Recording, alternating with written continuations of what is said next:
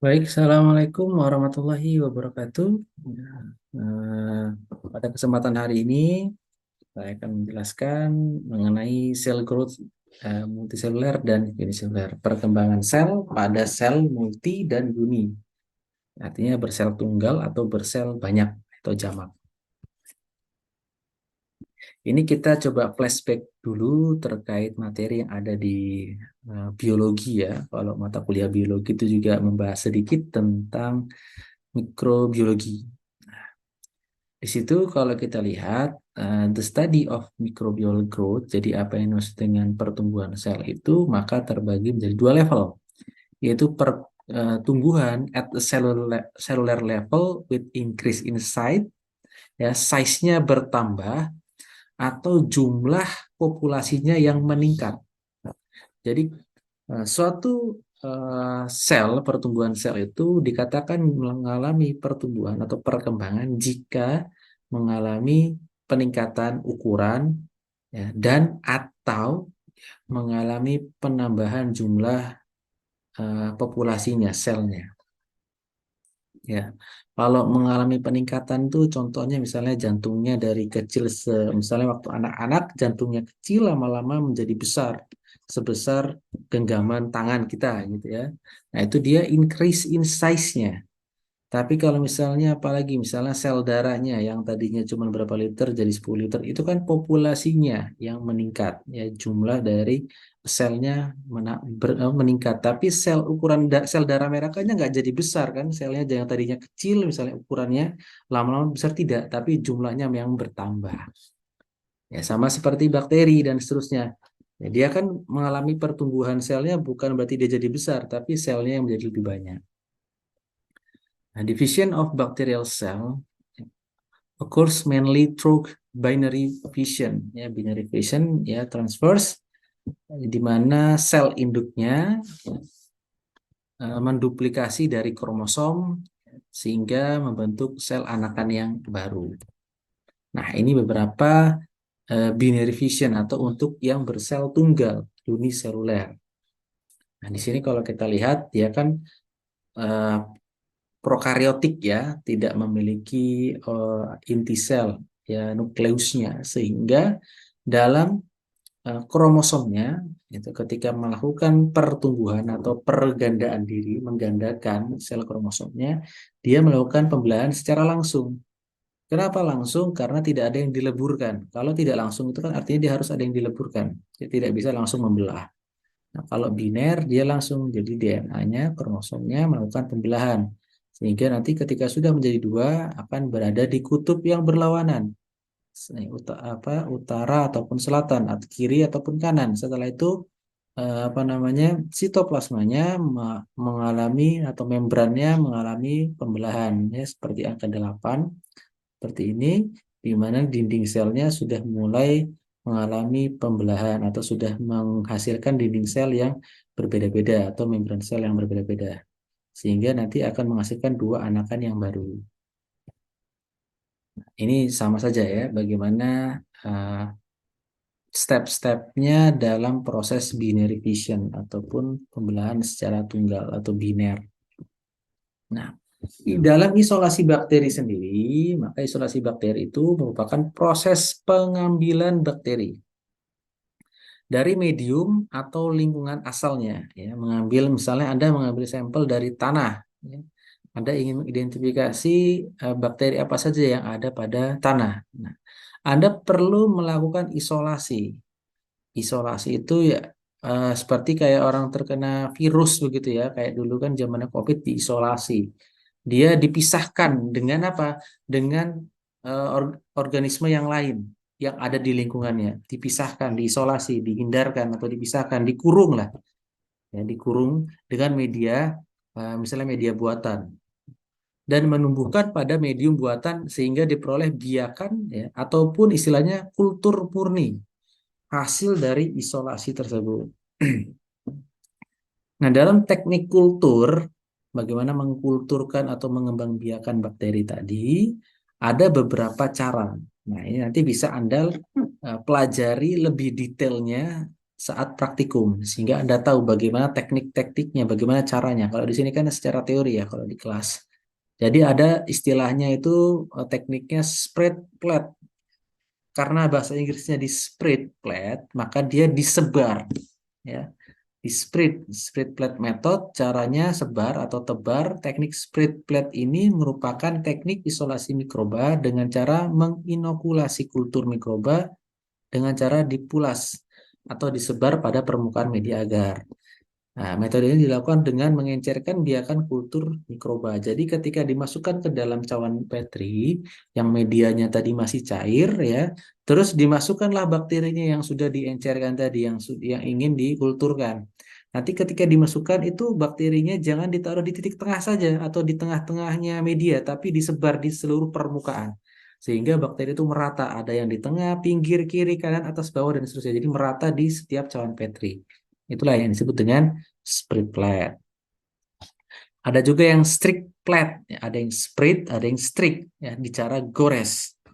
Kalau dia digores, berarti artinya nanti ada seperti apa kalau bahasa istilahnya orang Jawa dibeset ya, digores tuh ya ada bekasnya ya. Nah, teknik isolasi koloni bakteri dengan cara ini dilakukan dengan cara menggoreskan dari suspensi bahan yang mengandung mikroba pada permukaan media agar padat. Jadi bakterinya tadi yang dikulturkan itu nanti diambil biasanya bisa menggunakan pakai jarum Ose ya. Kalau rekan-rekan sudah pernah praktikum biologi itu kan tahu istilah jarum Ose ya. Nanti diambil bakterinya dimasukkan ke dalam jarum osenya. Terus jarum osenya digesekkan atau digoreskan pada media tadi yang ada pada cawan Petri. Ya digoreskan bisa ya ngasal saja gores ya. Nanti akan kelihatan goresan-gores bekas goresannya itu akan muncul bakterinya. Jadi bakterinya akan tumbuh pada bekas goresan tadi. Lalu ada pour plate, caranya ditabur. Ya, teknik ini dilakukan dengan menginokulasi medium agar yang sedang medium agar medianya agar yang mencair pada temperatur 45 derajat sampai 50 derajat dengan suspensi bahan yang mengandung mikroba dan menuangkannya ke dalam cawan Petri. Jadi media cairnya itu sudah ada bakterinya, tinggal nanti dicampurkan ya, terus nanti dituang ke dalam cawan Petri yang steril, yang sudah disterilisasi. Lalu yang keempat, pembiakan dengan tusuk. Nah, kalau yang keempat ini caranya ditusuk. Kalau tadi digesek, terus ditebar, ada yang ditabur ya, dicampur jadi satu, ada yang ditusuk. Jadi jarum osenya ya, yang tadi bekas ya sama seperti yang strik. Kalau strik kan digesek, kalau dia jarum osenya itu ditusukkan ke dalam media agarnya. Jadi nanti setelah ditusukkan ke sampai bawah, nanti setelah dilepas maka apa namanya bakterinya akan tumbuh pada bekas tusukannya tadi. Lalu yang kelima dengan agar miring. Jadi digesekkannya tapi menggunakan apa? Tabung reaksi kimia, lalu tabung reaksi kimia itu dimiringkan, terus nanti bekas miringnya itu digesekkan di dalam media tadi. Ya, digoreskan ke dalam media tadi. Nah, itulah beberapa teknik dalam mengkultur bakteri atau mengembangbiakan bakteri. Ya.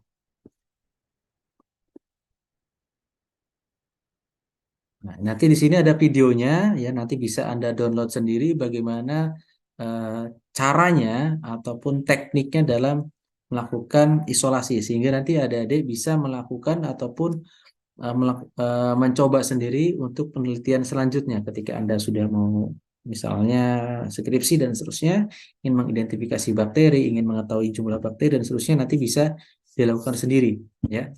Nah, di sini ada videonya. Mungkin nanti videonya bisa di setel saat perkuliahan selesai atau saat ada mencoba untuk mempelajari atau saat belajar di rumah nanti. Ya. Nah, ini kita masuk bagaimana dalam rate of population growth-nya, bagaimana rate ya, rate-nya peningkatan dari pertumbuhan populasi pada mikroorganisme. Nah, dalam time required for a complete fission cycle itu nanti ada istilahnya generation dan doubling time. Bagaimana dia melakukan pertumbuhannya itu istilahnya ada generasi peningkatannya atau penggandaannya atau doubling time, waktu penggandaan. Nah, waktu generation dan doubling time-nya ini terjadi pada faktor eksponensial atau istilahnya faktor logaritmatik ya. Kenapa? Karena pada fase itu fase pertumbuhannya jauh lebih besar dibandingkan fase kematiannya. Ya, bisa dalam bentuk menit ataupun hari, jam dan seterusnya. Ya, pertumbuhan dari mikroorganisme. Ini adalah rumusnya, logaritmatiknya 2 pangkat n ya, 1, 2, 3 dan seterusnya. Nah, ini adalah untuk formulasinya, bagaimana mengetahui populasi ataupun nanti jumlah dari selnya. Ya. Jadi ada istilahnya NF is a total number of cell in the population, lalu ada NI-nya is starting number of cell, jadi bagaimana Anda menemukan pada hari ke-0, hari pertama itu jumlah selnya berapa, lalu ada eksponen yang berbentuk N kecil, ya, dipangkatkan merupakan denotes generation time, waktu penggandaannya, dan 2 pangkat N itu adalah simbol terkait dengan cell in that generation.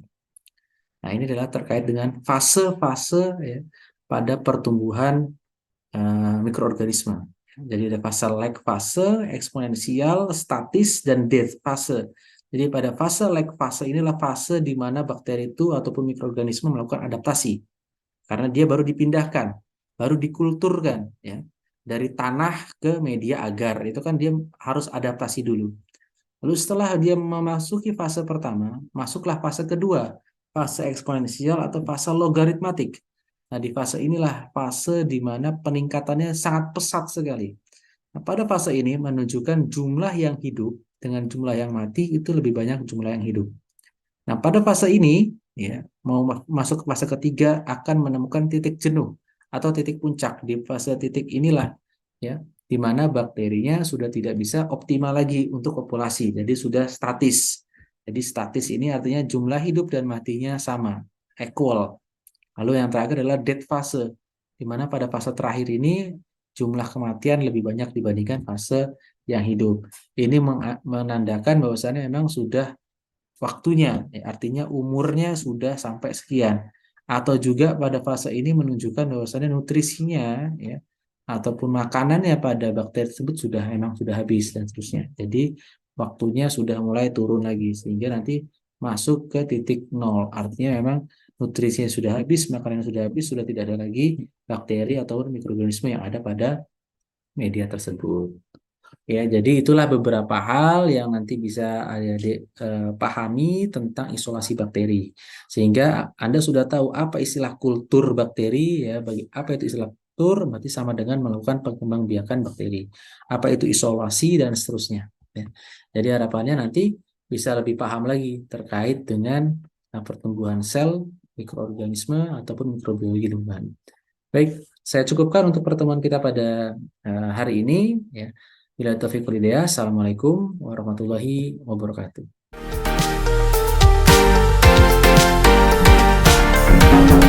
Oke.